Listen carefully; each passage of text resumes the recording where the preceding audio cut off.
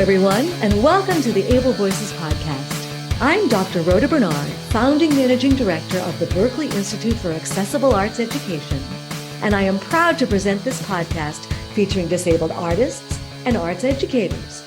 We are inviting artists with disabilities to be guest hosts for the Able Voices podcast. Today's guest host is Laurence Clark. Laurence Clark is an award-winning stand-up comedian, actor, performer, screenwriter, and playwright who is based in the UK. He was selected for the BBC Writers' Room Writers' Access Group and for Screenwriting 2021. Laurence's spec script, Wheeling and Dealing, has just been optioned by Chapter One Films. He won the Triforce UK TV Writers' Slam 2021 out of 1,600 submissions, and consequently his comedy pilot Perfect was broadcast. Laurence has written several other scripts and screenplays, many of which have been made and performed. He is also the chair of CCC, a community interest company led by disabled artists. CCC aims to drive up the role of disabled people in the performing arts and the role of the performing arts in the lives of disabled people. CCC also runs Disabled Artists Networking Community, or DANC, project, which provides an extensive program of networking events, mentoring, and masterclasses for disabled writers and other artists. Hello, and welcome to the Able Voices podcast. My name's Laurence Clark, and I'm a playwright, screenwriter, and stand-up comedian. And today, we're honoured to be joined by actress and activist, campaigner, and all-round very lovely person, Cherylee Houston. Hi, Cherylee. Hello, Laurence. Oh, thank you. I like that intro. I say that cheekily because Laurence is a good friend of mine as well. Yeah. So, let's start at the beginning, Chaz. So, how did you get started as an actor?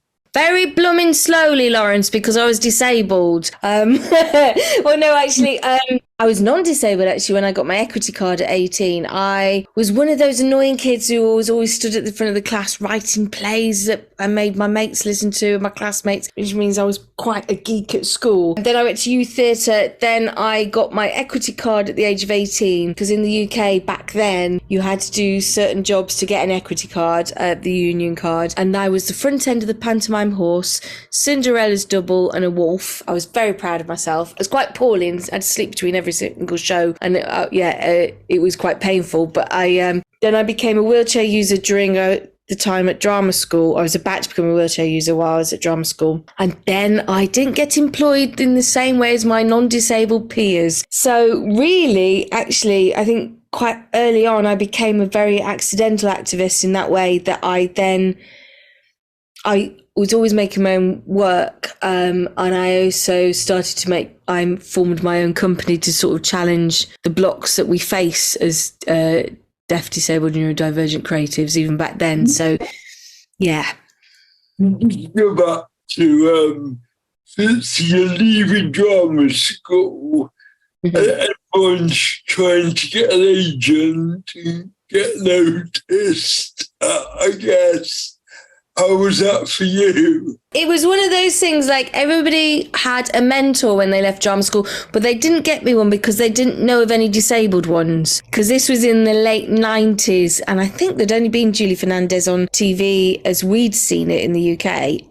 So there wasn't any role models, and every single agent I wrote to said, sorry, we don't know how to represent you. And so then I actually accidentally, my mum came across Grey Eye because the old theatre director from Grey Eye, which is the main disabled theatre company in the UK, had become the artistic director at our local theatre. That was Ewan Marshall. So I went and met him, and he was very kindly, gave me some advice. And I then started to write to all the disabled-led drama theatre companies, etc., and then started working there. And I worked pretty much non-stop for I didn't get any job at all for about 3 years, trying the mainstream. And then I worked pretty much non-stop in the disabled world. And every single job I had, I wrote to almost every single casting director, agent in the country. And they all still kept not employing me or saying they couldn't represent me or just didn't reply. Quite a lot of them didn't reply. And then I made a decision not to work in disability arts anymore and just try for the mainstream, because I was just going round and round in circles and I wasn't career progressing. So roughly when was that? Probably about 2003, I think. And then but things had slightly changed a little bit, as in they'd started to employ, well, as in you'd probably get 2 or 3 auditions a year as a disabled actor.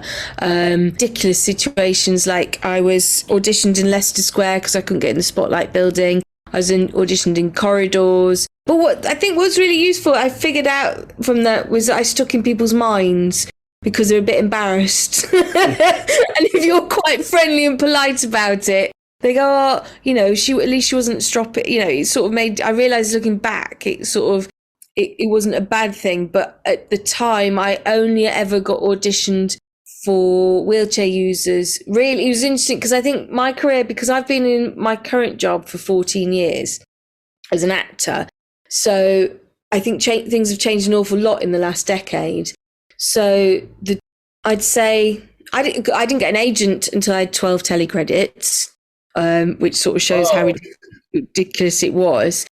And I got every single job myself. And that continually writing off all the time and sticking to people's.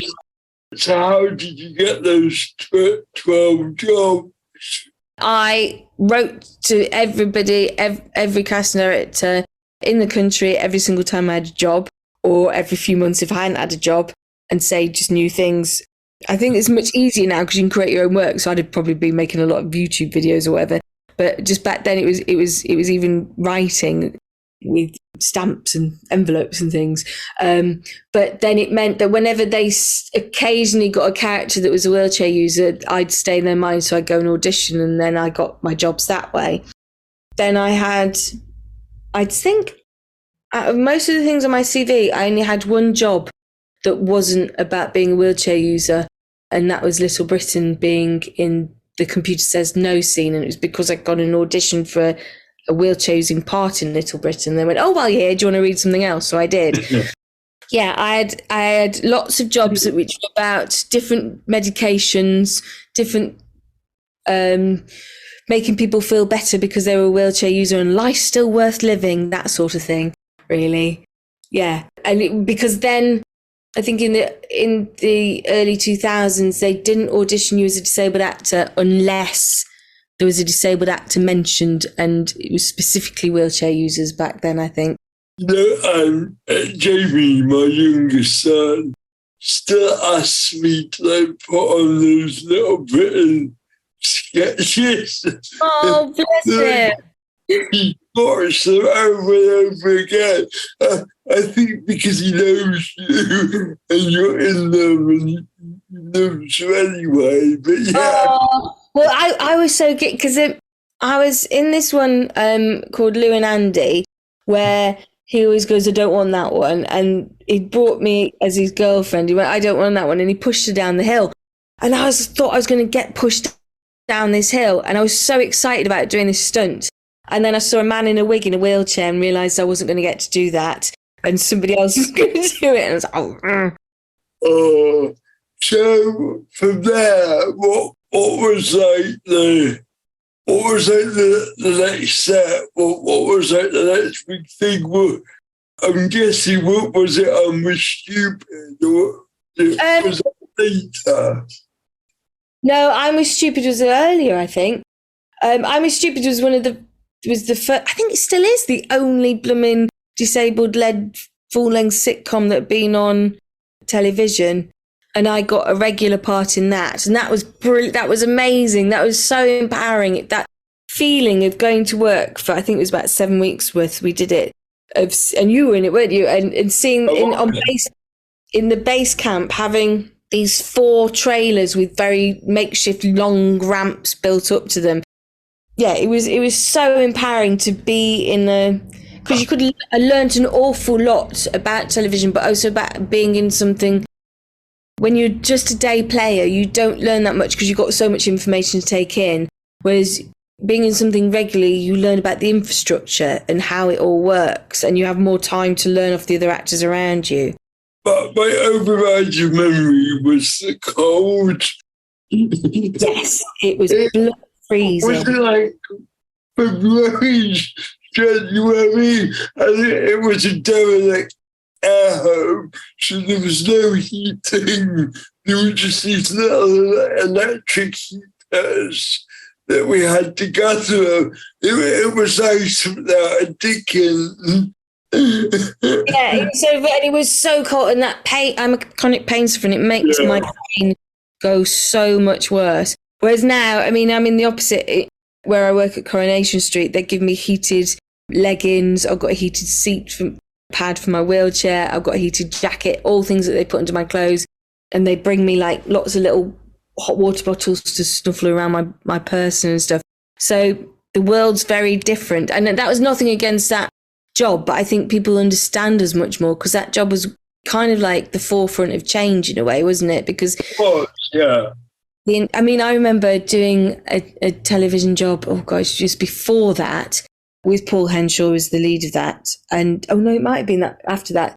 But the head of the BBC came down to the read-through because they'd never seen a disabled person, hadn't been on the 9 o'clock slot on BBC One ever. So the main television channel, they hadn't had any disabled actors after The Watershed.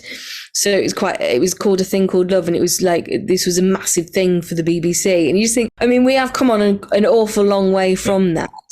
Do you know what I mean? From, you know, I used to go into jobs, and the lack of understanding and the blatant ableism people didn't even realise they were displaying in just the way you were talked to.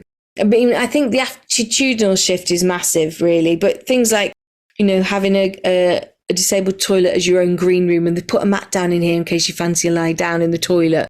Or we've put a tent sort of area outside the makeup because the green room and all the social spaces are up 2 flights of stairs. So we thought you might want to sit outside makeup in the car park in the rain on your own. You know, it is massively shifted. But the whole time I've run companies to try and make the change myself as well, because I think you realise you need to, and we all need to, alongside, I think so many of us in the creative industries who are deaf, disabled or neurodivergent, realise you have to do some form of activism, some form of helping towards that social change to enable you and those behind you to have the career that you want to have.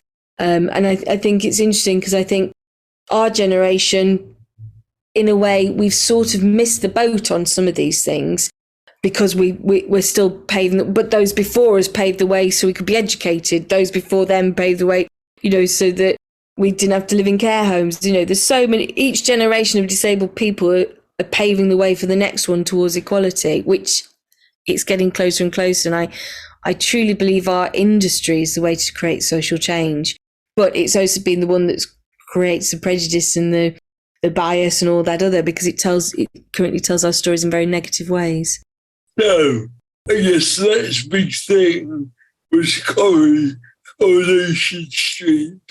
And because this is an international podcast, can you tell us what Coronation Street is?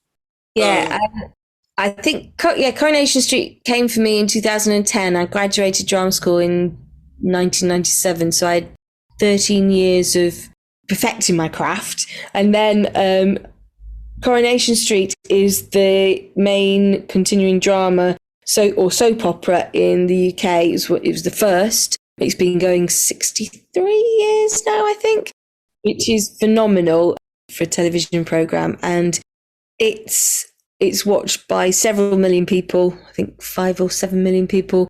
Currently, in its heyday, 30 million people used to tune in when there was only 3 channels in the UK. It's sort of like, it's a drama based in the north around a street and the people who live there. And I am very, very fortunate to have been working there. I'm in my 14th year now.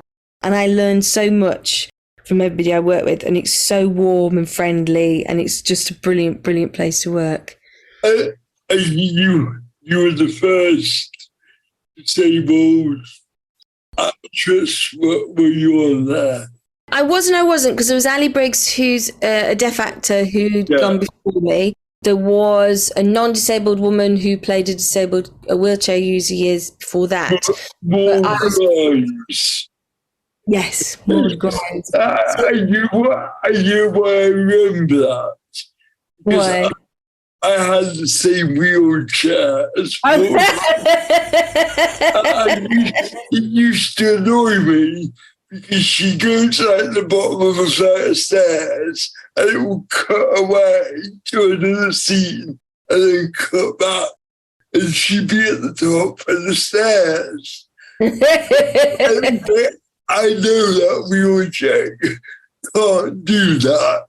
I think most wheelchairs can't do that. That's the difference, and I think that's why it's so important to have lived experience on television, because it's like actually telling the truth and showing our stories in the correct way. I was really fortunate because I did for years and years, and I presume this has been everywhere in television, they had conferences about inclusion and disability inclusion. And I remember being at a conference, probably 2007, so 3 years before this, where the producer of Coronation Street said, we will have a disabled character. We will have a disabled character for 6 months. And then when the audition came, I ensured I got an audition, and they did a couple of days auditions where to see whether people could improvise, etc., etc. And I think they were just trying to acclimatise themselves to the fact of employing us, because then it took another year and a half before they then sent out a script, and you had 24 hours to learn it, and you were doing a screen test, and they screen test 10 men, 10 women. And if it was a man, the character would be working in the taxi firm.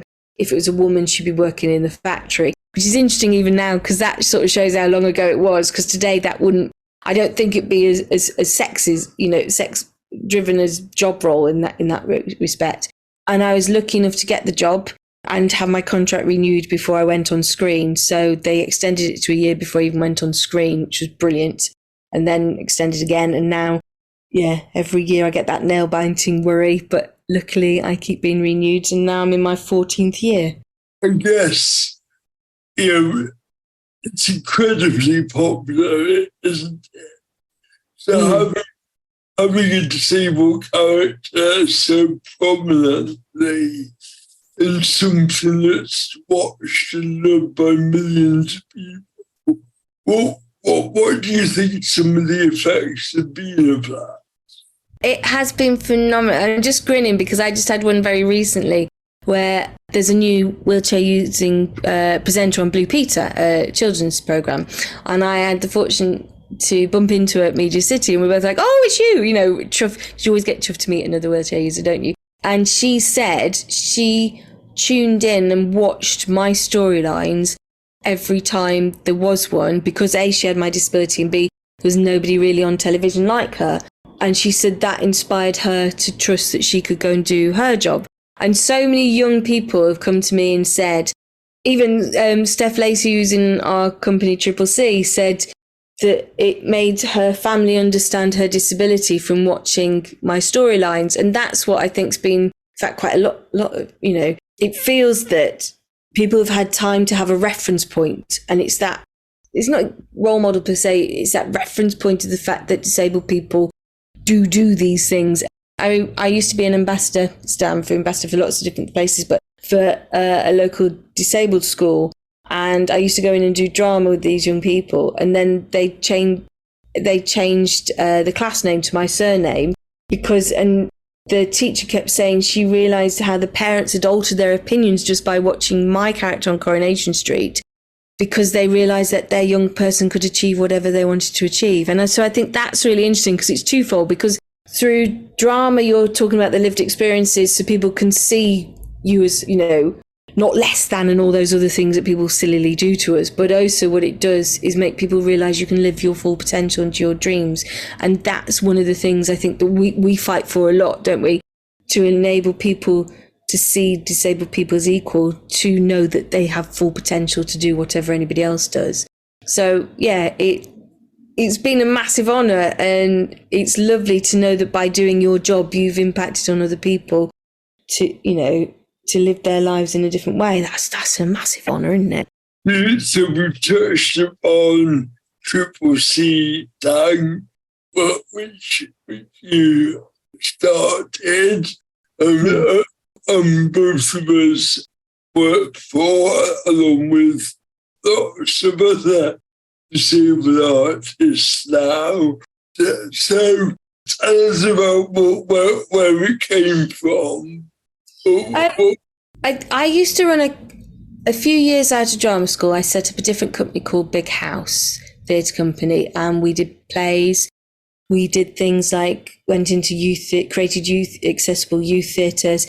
And it was that recognition that you have to make a change in this society for it to make a difference. And I've always worked with young people.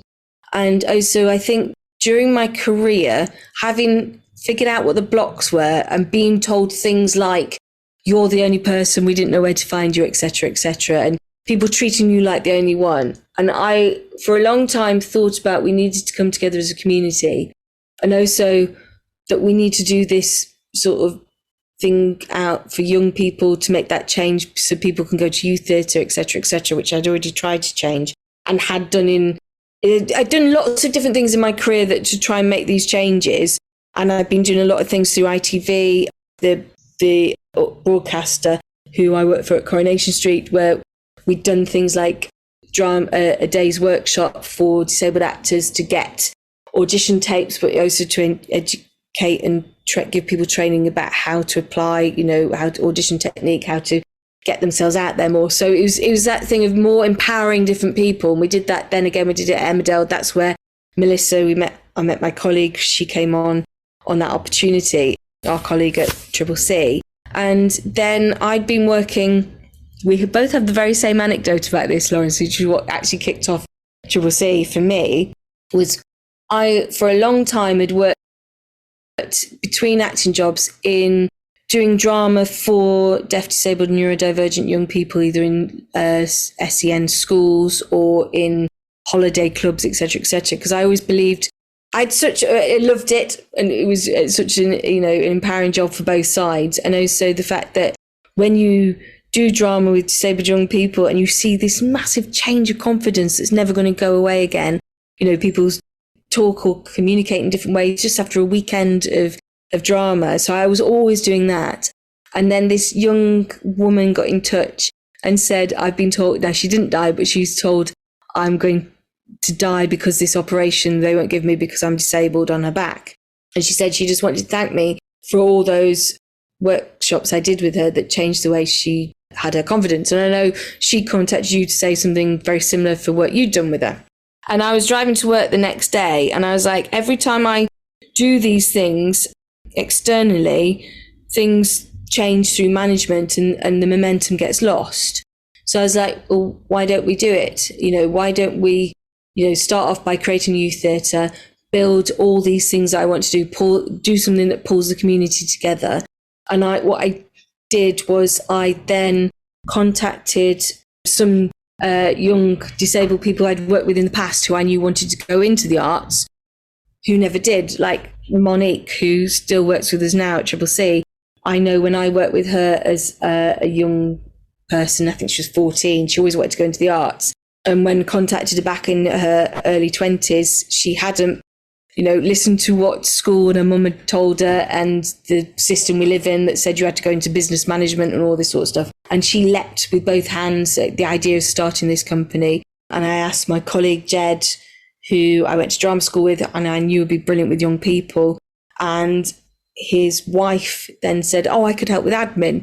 And so it was me and Lydia, who also worked as my support worker. And thank goodness, I mostly employed my support worker to help me set up a company for a good couple of years. And she did a lot of hours for free and a lot of, running around. And then I met Melissa. We'd been going almost a year. I'd met Melissa, and Melissa had that same drive. And she moved to Manchester and joined. And then we formed DANC together as a team, the five of us. And, we'd set up, we'd done funding, we got a name. there's a lot of legwork to a company. So I was doing a lot of hours for free, and because I already had a job, and the job wasn't full time, I could do a lot of the admin hours where everybody else had to go and get paid to do those sort of things. And then I think it was about 2 years in, we got some funding, and then Melissa could give up her job as a teaching assistant and came and helped me with she was supposed to take over the admin, but then actually the admin just doubled, so she carried on paid and I carried on unpaid, and it grew and it grew. But then then we started DANC, the Disabled Artists Network community, and it was this idea of pulling the community together. We didn't know what it was. We just knew there's a way of pulling the community together so people know where to find you, and also to empower you as a community member, so you had a community, because we all felt like lots of individuals. And I always remember being dead excited and empowered when I met people, or an audition situation or a workshop situation. So it was about creating something like that connected us all, and also this idea of having a talent finder so people knew where to find us. What us 5 guys did was come up with this idea of a networking event, conversation event, to go, okay, let's look at what the blocks are in the industry and look at the solutions, and then we'll create the solutions to those blocks. And I think you came to the first one, didn't you? And we did not know what was going to happen, because we put this out there, and then suddenly 70 odd disabled, deaf, disabled, neurodivergent people came from all over the country to this theatre. And we started, and it was so empowering and it was so wonderful. And then we did a few other arts organisations, and what was exciting was, because the concept was twofold. The arts organisation would understand what it was like to have a large number of disabled people in its venue, to see where the creaking points were, because those places design it so there's only 2 of us ever want to come into a building at one time. So that was really useful. But what was, it was about listening to what everybody else's thoughts were, because we all knew we had our experiences of what the blocks were and our solutions, but together as a community, those blocks and solution conversations meant that the industry, we always brought change makers to these meetings to have the conversations about what the blocks were. So then they went away, learned. And what was really empowering was people come into those meetings, sometimes thinking they knew everything about, and that we employed us enough. And then they go away, really empowered to go, no, this really does need to make a change. And we, that started off, and then lockdown happened. I think the one just before lockdown, we had 117 members of the community and 17 industry guests. And that's when one of the main broadcasters said, no longer will we employ non-disabled people to play disabled roles. So that was it. But these key changes kept happening from these conversations that we had. And then lockdown happened. And luckily, I'd just been at a BAFTA event on Zoom. Never heard of Zoom at the time, and we're on Zoom now. And I was sort of spent lockdown, the night of the announcement of lockdown, going, right, how do we change? How do we change this? And I did, because I've got one of those, realised now it's a neurodivergent brain. But then everybody used to just say, just thought too quick and too much, and figured out how we'd transpose it over. And I think within a week, me and Melissa put out and hosted our first webinar. And since then, we've held over 300 and odd webinars and masterclasses. Oh, a very key point. Laurence Clark was probably about a year or so in. Somebody called Laurence Clark, came up and went, I think you need a bit of help to form this, and I'd quite like to come in and help and chair your board, set your board up, And I thought that was so, because I'd always heard I knew you, and I'd invited you, because just to say, when we started the community, what I did was I'd go on Twitter and put wheelchair comedian, deaf comedian, go through every job type, every disability type I could think of. I'd get that and then send everybody the invite. And I'd spend days and days doing this, which was great on a paying day, because you're still achieving something by clicking and pasting. And you came up after having come to a few and just said, up for helping. And then you helped us put together a funding bid to get somebody official to come in and help us run the company. And, at that point, we were still a bit hand to mouth. Loads of us, everybody was doing so many hours for free. A few people were getting paid here and there, but not the correct amount and not the hours they were doing. And it's just grown and grown and grown. Now there's nearly 1,700 of us, and we are partnered with all the main broadcasters and streamers, and we're having key conversations. And I think it's the same principle. We don't want the disabled person to go into the job being the educator, and what we want to try and do is set the stuff up around it. And it's phenomenal the differences we're making, and so many people being employed and being part of that community. It means that we're paying. I think we just had another conversation in-house again today about how we ensure the community is community-led. Again, keep reminding ourselves it's community-led because it's grown so much, is ensuring that it's always got to feel open, and everybody's always got to feel whenever they join it that they can still have a voice. And it's about those people with more experience sharing their experience, throwing the ladder behind you as much as you possibly can, whether that's about elements of work, finding employment for people, or sharing your knowledge of access. Because every time any of us start a job, there's a lot to learn about how you implement your access and things like that. So the more we can share those, and you do this brilliant thing called lived experience webinars, which you started the idea of, and that's what's so brilliant is, there's millions of things you've done, but that, for example, means that we now have key deaf, disabled, neurodivergent people in our industry sharing their lived experiences with their community. And that is so empowering, things like that, and each person brings new elements to it. There's so many different things we've all done. And, am I allowed to mention the AC? Yeah. She said, just in case. So, yes, not that you can't really tell that was a whisper on a podcast. But, you've pushed that we go to run the access coordinator training, and, ensured that we've done that, partnered with other disabled-led organisations. So it ensures that it's these key changes in our industry are disabled-led and not elitist down to one organisation, and that knowledge is shared. And it's more that the community owns these things. And those are really, really important things that I think we push through on, because the more we share our knowledge and share how to employ us, really, isn't it? Takes the fear, and doing it in a really nice, warm, responsive way. That's always been my ethos behind C and DANC, was take this warmth, friendly approach that, stops it being a conflict and takes the confrontation out of change. And it sort of worked, isn't it? Because we won a BAFTA last year as well. So it's gone all right. Yeah, I was doing well. I was a lot badly. We're doing it at the end.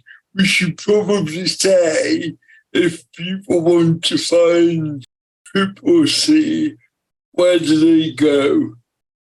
We're on social medias at DANC_UK. I think we're also under DANC's DANC, which is the Disabled Artists Network Community. I think the same is on Instagram. You can go to our website, which is triplec.org.uk, and sign up to our newsletter. Sign up, become part of the community, because it's that, we have regular meetings. We also have a weekly newsletter of opportunities, an in-house newsletter. We're always running webinars, masterclasses, get-togethers. It's just about keeping everything being a two-way conversation and an ongoing conversation of skill sharing within our community, because we've always been ignored or left out of opportunities. So it's about ensuring those opportunities come directly to the community, but also creating them within ourselves.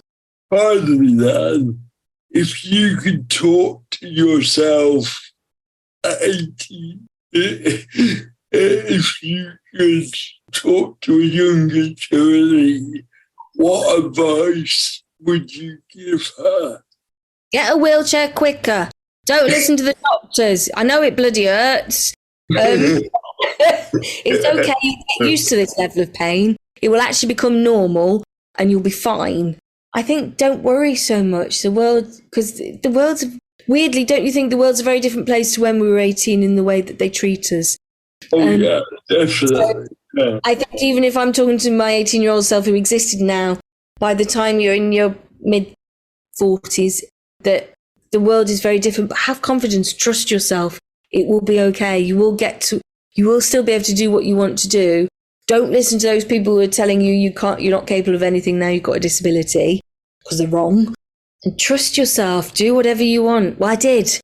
So, but yeah, it's not always going to feel like it hurts this much. You will just get used to it. 30 years later, agony's fine. I suppose, weirdly, because it is. Do you know what I mean? There's things when you're starting out or you're getting used to disability, is actually you're taking on other people's opinions of what that is and how terrible and tragic that is. And it's actually none of those things. And actually it's really empowering. And being disabled has given me some of the best encounters that I would have never had without it.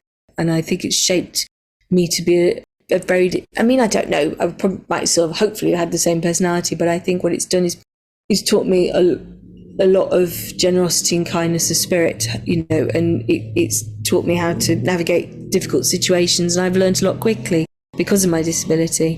So all the rubbish that the non-disabled world say about disability is wrong. And actually, disability is getting cooler and cooler, isn't it? That, you know, it's not. I was in a convoy of 5 wheelchair users the other night, and one of my friends went, "I always feel really empowered being out with other wheelchair users, and isn't it? We are actually getting quite cool nowadays, aren't we?" Which, yeah. So trust it's okay, I suppose, is what I would say to myself. Cherylee, thank you so much for this. Thanks. It's a pleasure. Nice to natter to you, Laurence. So, this is my last podcast as host. It's been great. It's been such fun. And thank you to Rhoda and Daniel for facilitating this. I just think this podcast is an amazing way of finding out about other disabled artists all over the world and learning from their experiences. So thank you for making me a part of it.